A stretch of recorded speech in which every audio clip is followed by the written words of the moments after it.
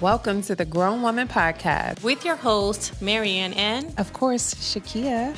Get ready for candid conversations, expert insights, and plenty of laughter along the way. Of course. Tune in and join our community of empowered women navigating life's journey with style and grace. With style and grace. Love it. Tune into today's episode.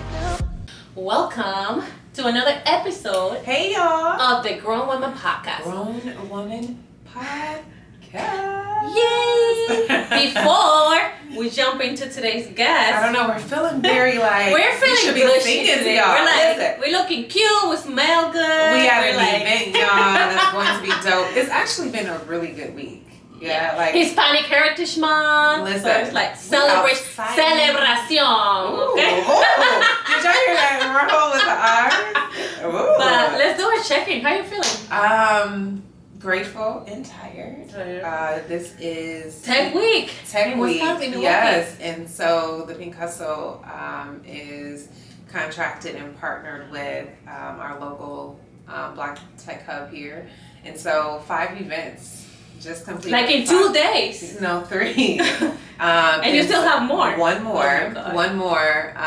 But grateful, right, yeah. to be in this space. And on top of that, just other events, right, like being here and being on. So, although I'm very tired. Are you going to rest this weekend? Because you have a little getaway, I right? have a homecoming. My daughter has homecoming. But you're Saturday, not going to the getaway? Sunday. Well, you're going to rest a little bit. A little bit, but I'm on homecoming duty Friday and Saturday. But grateful. Grateful. Because listen, when you work, you make money.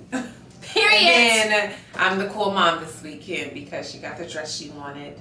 She gets to wear the jewelry she wanted. I was a little like, because it's a little too much. I'm like, we got to put a shawl and some pins. But it's good. But yeah. Well, I'm feeling excited. I woke up today and then I called you and I'm like, I'm ready to make money. Listen, she was like, how are we getting rich today? And do y'all know the show Pinky in the Brain? When is it the brain? The brain would always call Pinky. Or what Pinky, how are we going to conquer the world? and be like, what are we going to do today, Brain? He's going to be like, today we're going to figure out how do we take over the world. That is us, okay? One of us every day is waking up like, what are we going to do today? It's like I am ready. God knows that I am ready. But that's how you know when a shift is coming, right? I'm going to preach to y'all real quick. That's how you know. I'm about to be 33. A shift is coming, right? I just went into year 40, which for me is the year completion, right? You're going into 33. Do you know what that means? Did you? Elevation. Right? And so understanding the desire comes, right? The call and the hunger. They call it the hunger. The hunger comes when you're ready, right? And then the shift happens when you understand. That part. Listen. I've been studying the number 33, right? And as believers that we are, right? Like Jesus died at 33. Yeah. And before he elevated, he isolated. Yeah. So I feel like I'm coming out of my isolation season and I just feel like I'm so walking into this space. That means you're about to sacrifice it all. What is the sacrifice? I'm ready. Because listen, he sacrificed it all, so that means you're ready to sacrifice the old you. Ooh. Right? Because he gave it up. Look at me. Believe it or not. He gave it up, so you finna sacrifice it all. Giving control. Yeah. Ooh. I want to give up control. You hear this? I don't want to be in control of things. I don't want to surrender. I just want to surrender in this season. Good. I want to give up of the control. I just want to be like, you know what? I'm just gonna laugh. I'm just gonna enjoy. That's major though. That's major. That's what I'm like. Ain't your light today? Look, she came on a chair floating. I'm like, what happened? Who's here? Is he in the light? But no, it is the I got a fuel here today. The entire roaster is here. And she just talking about Jesus, y'all. He knows what he got. Listen, he didn't tell us we couldn't have fun and dance and understand our life. But no, I am super excited about this birthday. Listen, y'all, she gave us a theme. And I already had to change up the dress because there's a color. We're celebrating our month, but no, happy that you're in this space of elevation. And I mean, it's just going to take us to the next level because I'm ready. We're going to keep you posted with everything. Yeah, we got some big stuff happening. Like, I'm ready. Yeah. I'm grateful to God. I'm happy. Yeah. I am excited for the spaces that He's putting you, me, this podcast, the people around us. See, y'all with us in the beginning, right? See, y'all see this when our numbers are low. But we're speaking this to when those numbers are opening doors. When we go to New York to do our live podcast, when we're doing things, right? Literally, you're going to hear the speaker of today, and I'm going to read her bio. But she said something that was so transcending. She speaks everything out loud. Every day. With the belief that is going to manifest and that is going to happen.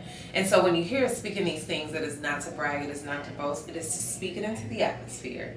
Then to back it up with faith. Faith means to work. The more you say it, the more you believe working. it. So we're working for it, but also putting it out there, knowing it's going to happen. So stick with us. We going somewhere. I didn't know we was preaching. Woo! Lord, all right, listen, y'all. So we're so excited. Today we are at the Gather, Deer District here in Milwaukee. We are doing a collaboration for Hispanic Heritage Month with two organizations, where I work and another organization. What other organizations? So we came together to do this collaboration, and we're gonna have the guest speaker today, who is Nicole Acosta. She is a local artist, doing great things here. National, global, with Project Hoops, and she's gonna be doing some of the readings of that project. So we are very, very, very excited, very grateful for her, for doing what she's doing and for coming into our podcast to talk about who she is, the project. So I'm gonna let you lead her. And we're at the venue where she's at. So. We'll add a few clips. Yeah, we're going to add some clips of what's happening. But for her to give us the time that she has, and she's been working nonstop every day. She says she's not even done until November. But she's born and raised in Milwaukee, first generation Mexican American artist whose work primarily addresses identity, experience, place, culture, and storytelling. She's nationally recognized for the Hoops Project. And when you hear her story, you're going to be so amazed. When I say I am just so enamored in the work that she's doing, I feel like I gotta go get my hoops. I'm not a black girl right now, so I don't have my hoops on. But it shares the photos and stories of people of global majority who have deep connection to their hoop earrings, and that is the focus of this. So in 2023, Acosta became the 14th artist in resident, 14, as a first generation American Mexican. Did I say that right? Mexican American. Which way does it go? It doesn't. Okay. Mexican American. Okay. American Mexican. I just want to make sure that I don't want to disrespect. But the Pfister Hotel, which is very predominantly Caucasian dominated. And first Latina. To be in resident, that's major. So I need y'all to understand like how big that is. And then to have a project that focuses on black and brown, like hoops. If you ain't black and brown, it's really hard to understand like the importance. So you really got to check that out. But also, she has a stage play written by Elena Pipes. That play is based on the stories told by those photographed for the Hoops Project. So in this next clip, we're going to drop to our conversation with Nicole today. I mean, super amazing, super great, super dope. Because that's what we do. And just stay tuned. Welcome, Nicole. We're so happy to have you. Hi, guys. We're doing this together. We were in the midst of another conversation, so bringing it back and getting to the place of just having a conversation in front of the camera so you guys can kind of be where we are. Excited to just learn a little bit more about you. And as they heard about just your bio and some things that we talked about previously, I did some digging, right? Because I'm like, I want to know who she is. And then when I found out just the work you have been doing with hoops and art and being in a creative space, I was a little jealous, right? Because I can't do anything other than get nails done, hair done in my creative space. But as we dive into this conversation, I want to explore that journey, right? Because for me, when I think of people that are in this creative space, and it may be wrong to say, I always feel that beauty comes from like this painful journey, right? Because when you hear these stories of individuals who have this kind of outlet, most of the time the background comes from something that pushed them to share. So can you share a bit about your background and then how it kind of led you to a space of being like free to curate and create your expressions through that? I know that was a lot. That's a really good question. So we can just start with the background, yeah. Well, I'm born and raised in Milwaukee, Southside. Yeah, Southside.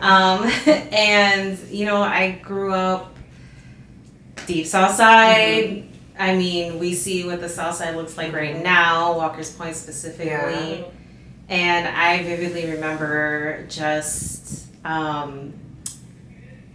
rocking with my crew and getting into trouble. And, we were cholas back in the day. Yeah. And then for people that may not know, like Southside, so Milwaukee used to be, and I feel like we're getting a little better, very segregated, right? So when she says Southside, Southside was Latinas, Hispanics, right?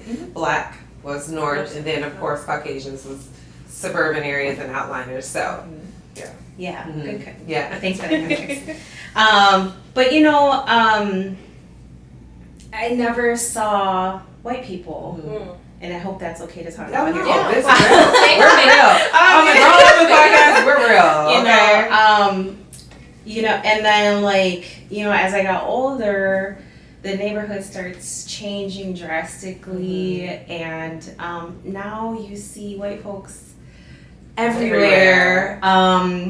In the Walker's Point Southside area, walking dogs, and you would have never seen that, ever seen that. And so I've seen the change over time in my old stomping grounds, and I guess as I got older, I'm just trying to retain or preserve culture and how I grew up.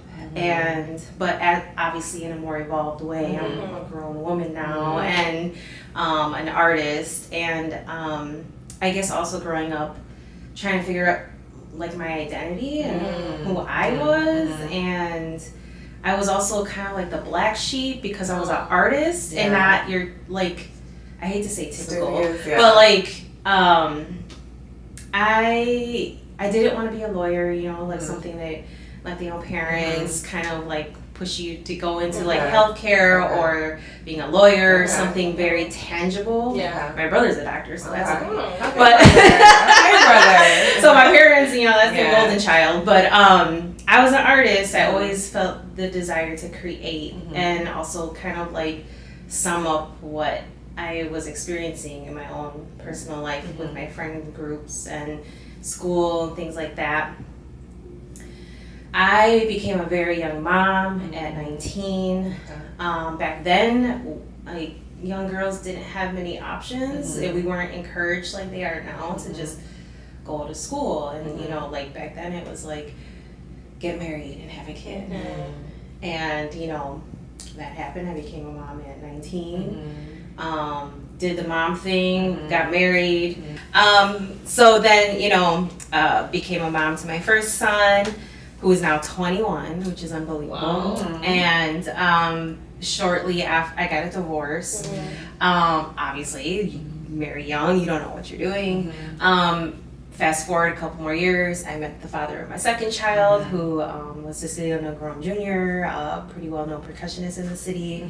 And we had a child, and he's 12 now. Left that romantic relationship. And I didn't know who I was anymore. I had been a mom from the age of 19 to 30 something. And, I spent my whole adult life up to that point pouring into my kids, into my relationships that got me nowhere. And I put myself through school as well at that time, and was working multiple part-time jobs just to get through school.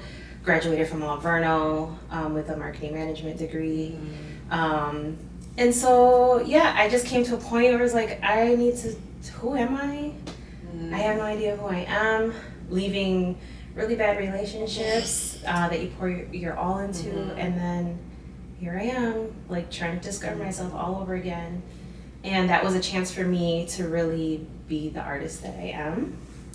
And I dove right into creating art. I joined a Latina artist collective called Luna. There was about 30 of us, We formed because we saw a lack of representation for Latino artists in the city. Nobody would put us in their shows. We would submit, get rejected. And so we figured that you can't reject 30 plus of us. Wow. So we're gonna do this on our own. We would produce all of our own shows. Hoops comes along on that journey. But I think for me, yes, pain can, for an artist, and all your experiences can really pour into your artwork. And So you said, so I want to kind of bring back, because you said two things because we're all moms. And I was a young mom at 17, right? And so I remember going through the stage of like, I've been a mom my whole life, right? And so when you're a mom your whole life, you said it, you're like, you're a mom. And so creating that identity of like, outside of being a mom, who am I, right? And you go through those transitional spaces. But you also said something where it's very cultural different, right? In your culture, it's encouraged to have a child and to get married and to create that family. It's like in the Hispanic culture, we are trained from little girls to serve. And so how to be a wife, how to cook. In our culture, it's not, which I feel like that should be.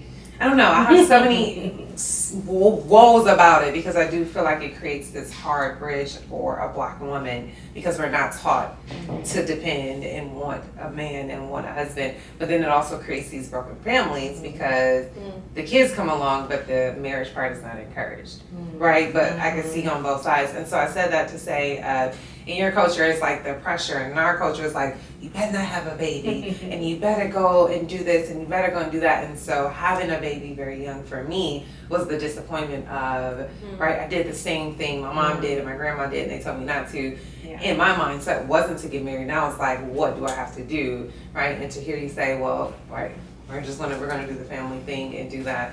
I wanted to point that out of like culturally, like, where we are, and a lot of times we don't understand things, but it's how you raise and how things are. So I really just thought that was like, but then you talked about shaping that identity, because I know things happen, but like, what was that one experience that was like, Hoops is born, right?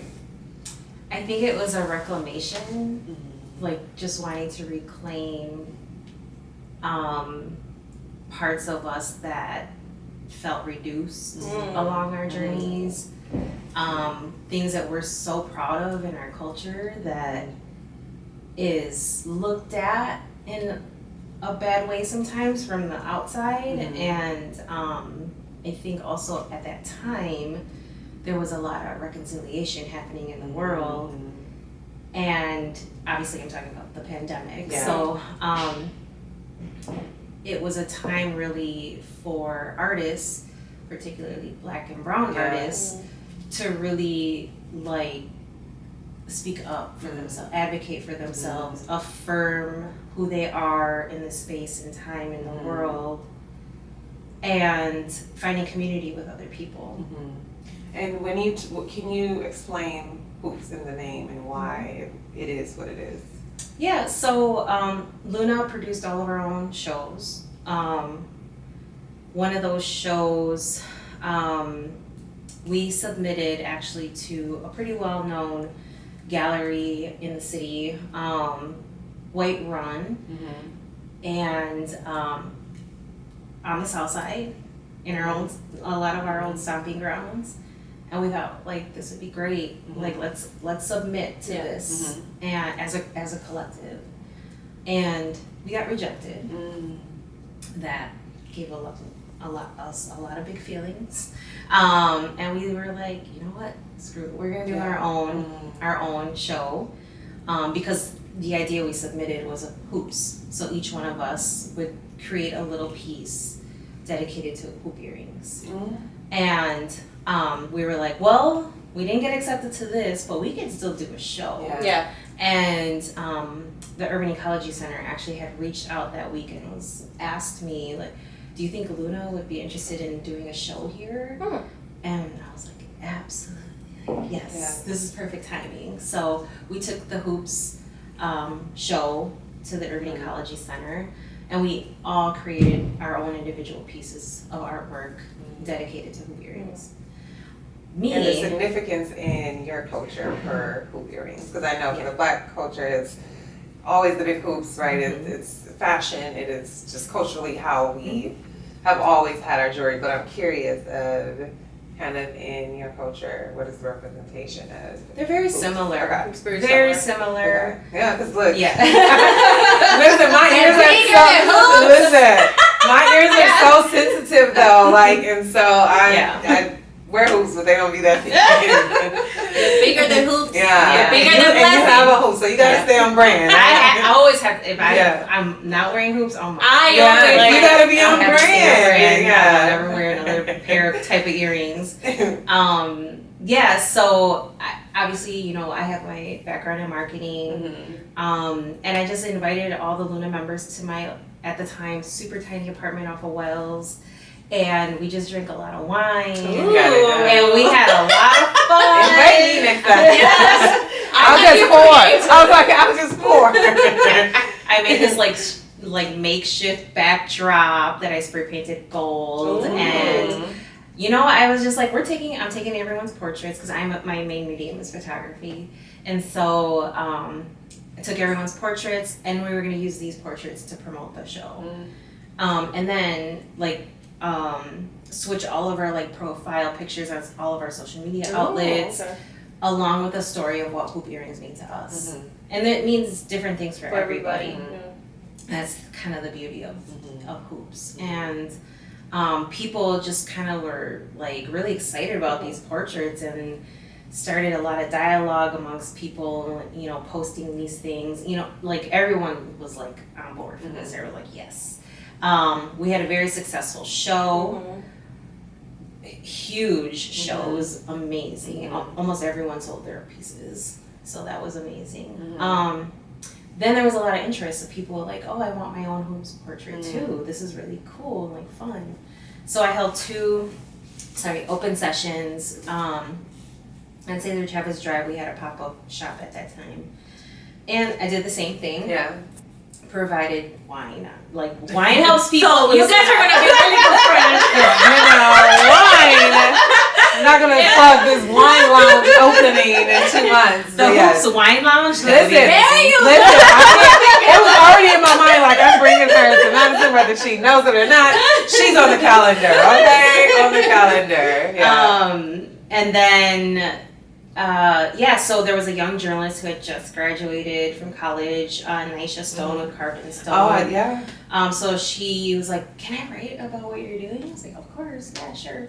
And I might at that time I'm like, whatever. Hoops didn't even have a name. I was just doing this thing because people loved it. Yeah. And she wrote the article, published the article. I was busy doing my own thing, and then she hits me up and is like, have you seen how many times this thing has been shared? And I was like, no, I haven't. Little did I know that thing went viral around the world. And what the beautiful part about that was people were sharing the article, but also their own personal stories of what hoop earrings meant to them. I love that. And I mean, there was Hear a people. documentary come in. Yeah. There was someone from South Africa who shared her story, Australia, the UK, all over the place. And that was just amazing for me. Because I knew what they meant for us and in my community and my friends, but I didn't know exactly the extent of it. Yeah. And so, it just blew up. And next thing you know, I'm working with a curator in Chicago who hand selected about 15 individuals for me to photograph to have a show out there. I photographed those individuals for a whole day. Nobody knows these shoot days are up to 12 hours. Wow. The very next day the world shut down because of the pandemic. So I got that in. Yeah. But it slowed down and put a pause on everything, but it allowed me to put some messaging around what I was doing to really think what is this why is it important? Yeah, like just really think about this. And then I started calling it the Hoops Project. I love that. Yeah. What a story. I know, and I've been creeping your profile for a while, so I'm super excited. But when I first heard the readings, because I wasn't able to go to the play when you had it here in Milwaukee, and it was huge. Yeah. And I was so upset. I wasn't here, but I wish. I was back and forth. Yeah.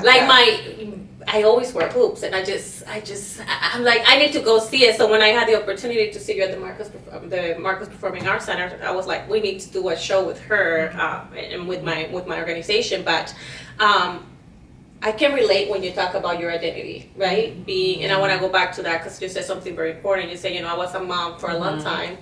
Then I became a mom. You are, but you know what I mean, like for a very long time. Yeah. And then you became a wife. And like we shared earlier, like we are trained from little girls in our culture to be a wife, right? Like being the firstborn comes with a lot of responsibility in the Hispanic household because you're everything. You're the doctor, you're the translator, you're the cook, you're the chacha, you're everything. Yeah. So being trained from a little girl to be something that you're not. You're trying to make your parents happy. You're trying to get the degree that they want you to get. You're trying to have kids when they want you to have kids because after 18, they're like, you're getting a little too old. You know what I mean? Like in our culture, you're supposed to have kids way before 30. So how do you, at the time that you decided, you know what, I'm going to leave all of these things back because this is not part of who I am. But how do you start finding who you are now? Because that was hard for me because I was like, who am I? And how do I even begin to start to figuring out who am I? Because just like I got married young, I had a kid young, then my identity was being the perfect daughter, being the perfect sister, then being the perfect wife, dedicating myself to being a mom that I forgot about marrying. So it's like, how do you do it? If somebody's watching, they're like, I'm going through that. How do I find out who I am today? What was your journey? Especially like expressing yourself. Creatively. Again, like I feel that's such a gift, right? Because again, I see it and I'd be like, it speaks to me, right? But you have to be able to do that in a way. Yeah, I think vulnerability plays a huge role in it. Kind of saying, fuck this status quo, I am going to be the woman I want to be. I looked at it as like, this is a blank canvas. My life is a blank canvas right now. I can literally transform into anybody I want to be. And when I left my second son's father, something inside of my brain just like snapped. I was like inside of me, my whole body just like snapped.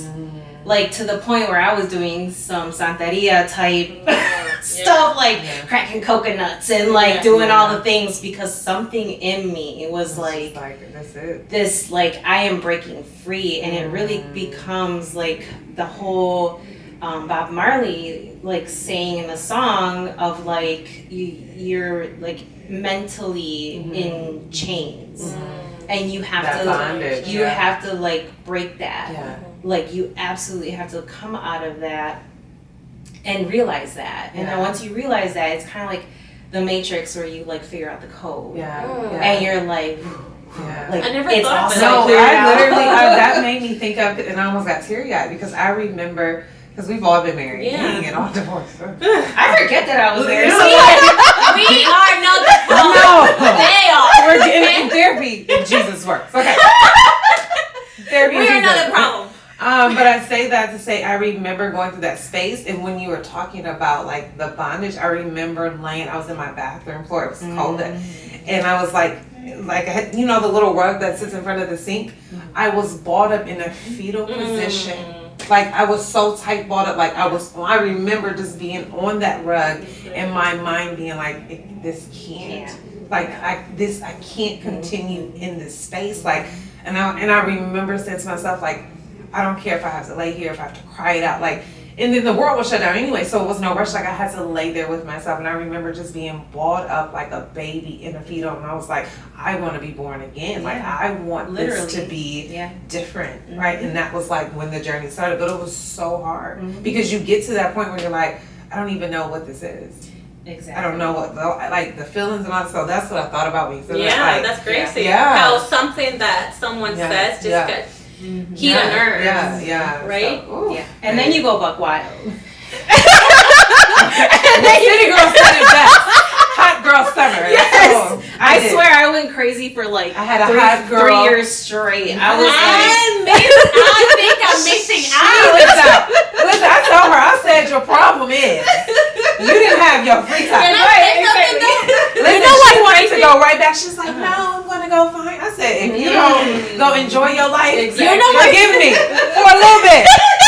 I had a hot girl summer, winter, and fall. You know what's crazy though? And I always tell people this, but it's funny because you guys brought it up because I was talking to my daughter's father today, and we're really good friends. Okay. And we were talking, and he's like, you know what I think you need to do? You need to go out there and Seriously? get everything out. All the things you couldn't do when you were with me, do it. And if your ex is telling you that, Camera, if the ex is telling you that, And I couldn't believe it. He's like, I'm serious. He's like, go out there and do all because the things you didn't discover do. you by knowing, right? Yeah. And I remember, and I've probably shared this more times than one, but it stuck with me. I remember an older woman, and I was infatuated with her style. Like, I love fashion.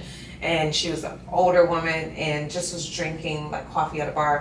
And she was just talking and telling me how successful she was and all these things. And I remember asking, or maybe she was probably in her late 60s, right?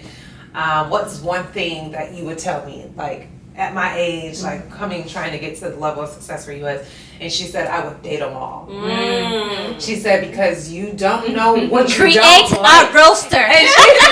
And she was that. but she was basically saying we miss out on so many opportunities because we're like, if it doesn't align, she was like, you don't know what you like or who you are until you put yourself in that experience. She was like, I would have dated them all to discover who I am and what I like. And so now yes, there's this quote unquote list, but my thing's like, do I have fun with you? How do I feel? Right? It's no longer how do you look, it's when I'm in your presence, right? And date them all. I'm learning from you, okay? Listen, I'm not out there because I'm on my professional game right now. Lies. What are you talking about? I know. I'm gonna get a few texts. No, I'm not. No. But going back to some of the things that you've shared, you said that you are the black sheep of the family. Sorry! Very much so, yeah. I wasn't gay then, but I understand. It's the calling, right? So, when you grow up and your parents want you, like you said, be a lawyer, be a doctor, and you're like, no, I want to be an artist. And fast forward to today, the place in Milwaukee, Clinton. First Latina artist at the Pfister. The Pfister is the most famous hotel here in Milwaukee. Listen, they gotta and get better she on them drinks, though. was there in, They gotta get better on them drinks. Okay. She was there with, showcasing her art to fast forward the play in Boston. What do they say now? Because, sometimes parents in our culture, sometimes it's never enough. Like you do, and they're like, well, you can do a little bit better. You can do a little bit better. So how do they see you now? Is it considered success? Yeah. It's funny because I'm also in marketing full time, right? And they still don't understand what I do. Yeah. And maybe that's more what it is. It's the lack of understanding. But right? they're learning now. They don't fully, I think, comprehend the extent of it. The magnitude. The magnitude right? area. Yeah. But they're supportive. And even my brother now, who, we never got along growing up. It was that typical, love-hate relationship. And now we get along, and he just bought his own camera for the first time. Aww. And we had a moment, because my family lives in California. So I went out there at the end of summer, and my brother does a lot of hiking. So we went to Joshua Tree, which, I'm not an outdoorsy type person. So he kind of dragged me out there. I didn't want to go out there. And he's like, it'll be beautiful. Yeah. Because you could see the Milky Way from Joshua Tree in the desert. Yeah. And I was like, whatever, so we finally make it out there around midnight. And literally, it was one of the most beautiful things I've ever seen in my life. And he brought his camera. And he didn't know how to work it. Aww. And I taught him how to capture the stars on the camera. And he was like, oh my God, this is so amazing. Yeah. So we had our little moment, right? My mom me and my mom, like growing up. It's like the same She story. missed the last podcast. She missed the last one. Yeah. That is a tricky relationship. I Yeah. love my mom. I know, to always death. too. And it's fragile. It's just a fragile. It's very fragile. Even my brother is like, what? I don't know what's going on with y'all's Yeah. relationship, but like, you know, Yeah. just deal Yeah. with it. That's your mom. And so yeah, I don't know exactly what it is there. I also this is another situation where I had to sort of like assert myself. You're like, I'm a grown woman with a 21-year-old child. Yeah. I'm raising my two, like, I think I know. Yeah. I Or think at least I give got me it. the space Yes. to figure it out as I'm going through, just as you Yes. had the opportunity. Yes. Right? Same conversations. I'm like, give me the opportunity to figure it out before taking over. Or the lectures. Yeah. Like, Yeah. this is why I don't lecture my own Yeah. kids. Yeah. Because I'm like, I want them to figure out their own life, you know. And you I don't love want my to mom trauma and dad. drag, like, Right. trauma on them, yeah. My dad, he's like, whatever. Like, he's so quiet. He's like, my mom does all the dramatics. Yeah. My dad is just always chilling there. So kind of being in that space, right? And all the success that you've had and the things that you continue to do. I know we're gonna have to wrap it up because you got a panel that you're about to be on, or a fireside chat. How are you continuing in this? How are you making sure that you are growing personally, professionally, in this space, right? But also making sure that you are open to what else is to come. Yeah. Another great question. I think the last 5 years have just gone by so fast. Kind of blew up faster than I can keep up with. So I'm actually tapped out. I'm drained. I'm looking forward to the end of November because I have finally completed all the things on my calendar for the year, and I can rest. And I am which is so important. Yeah, I'm looking forward to that so much because you can still have burnout from the things you love doing. Yeah. And that's so true. That's a gem. That's you can still have burnout Yeah. even if it's your passion, and that's the dangerous part, right? Because you'll keep going because you love it so much. And people want it, they desire it, they want you to and do you this. want to fulfill it because you have a passion for it. Well, not just that, but I have a deep responsibility to this project, and I don't take that for granted on any day. And so I would love to rest. I told myself I was going to rest this year, and then things just got even more. Because the calling. Yeah. So next year, I really want to focus on the first coffee table book. So I'm hoping. Put me down for pre-order. Oh, I got She loves coffee too. Wine and coffee. Yes. Yeah, it'll be an amazing book, and I have it all in my head. Like, I have so many other little things You just that gotta I rest first. Yes, everyone's like, you should do this with hoops. You should do this with hoops. I'm like, yes, I hear you. But I'm only one person, and yeah. So right now I'm just sort of like riding out the rest of the year and enjoying it. Last year I couldn't enjoy it. My son's father passed away suddenly. And that was like right at the beginning of my FISTA residency, which kind of like knocked me to my core. So then I found myself really in this weird grieving space. And so I'm finally just kind of coming out of that and learning how to parent by myself. Which is different. It's intense, and people don't get it. No, I do. I'm in that. Yeah. So it's all these new transitions that I have been going through, but also like there's a lot of beauty in it, and so I just really I feel grateful every day, and I do a lot of yoga and running, and so those are moments for me that help me just sort of like understand like my gratitude in those moments. So I don't know if people catching it, but you dropping gems. You are. You like, I'm feeling what you're putting out, because it's like, I'm in love with everything that I'm doing, right? But people think that when you get the success and the notoriety and people know your name, that the transition stops, that life stops, that the work stops. No. It starts. The work gets more intense, right? The transitions are happening so much faster. In life, you still are responsible for little people, for your own self, and all of those things. And so for your honesty with that, like, I'm grateful, because sometimes you have to know that other people that are, you know, where you're striving to be is in the same space. Because sometimes you're like, is it just me? Yeah, It'd be crazy. lonely. And it's You very can lonely. that part. It is Well, like very the thing lonely. is, like, people don't understand when you gain a little success with that, especially with art, public art.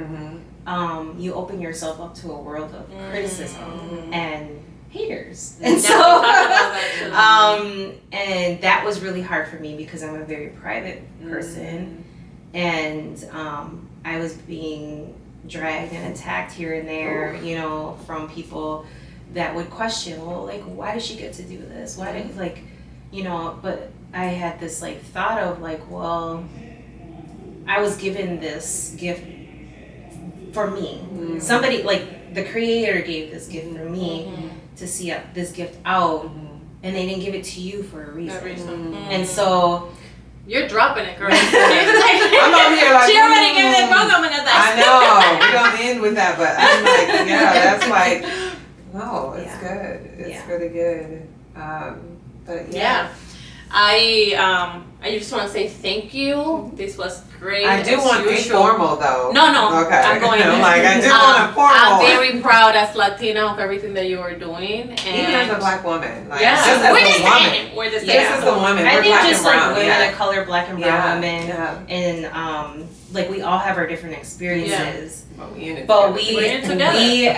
so much crossover in our experiences that, you know, having our separate spaces to be who we are, but also come together when it's necessary. Yeah, like we have to do that. Like we can't, like, otherwise we're not gonna get anywhere, and like we're gonna stay divided, and like it's that is one thing that has opened my eyes through this project. You know, and the goal of us, that we came together for this reason. For that same reason. Because I'm like, we're the same. We're the same. Right? Like, but sometimes I feel we get fearful when we have to allow ourselves to be exposed to other culture, and it's like we share those same experiences. It may be a little twang here, and a little accent, and a little something, but we all are fighting this fight of like just love, right? Being accepted and understanding of self. And so, and I think that's what we struggle with without wanting to say out loud.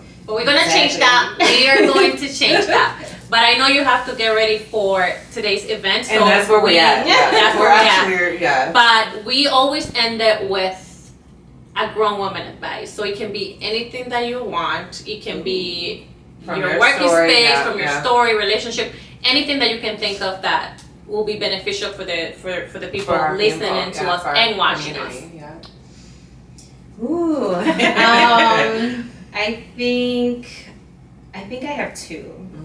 That is like, if you have a dream. Like for me, I always kept my dreams in conversation, and they have all manifested. Like everything that I've said out loud has come to fruition. But what came with that? Did you believe that? I had to believe it, yes, and I had to really stop looking.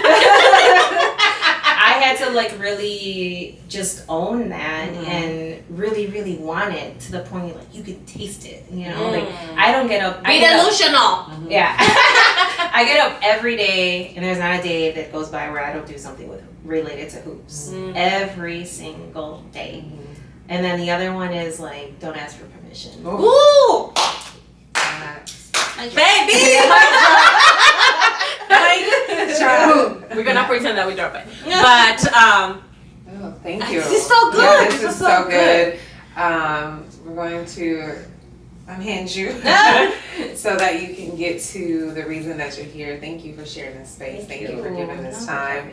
I know you could have took a moment to breathe before you have to go out there in front of another crowd and yet be vulnerable and open. So just thank you for that. Thank you for even giving us that time. I'm excited to hear more and learn more out in the event today. But yeah, I think this was another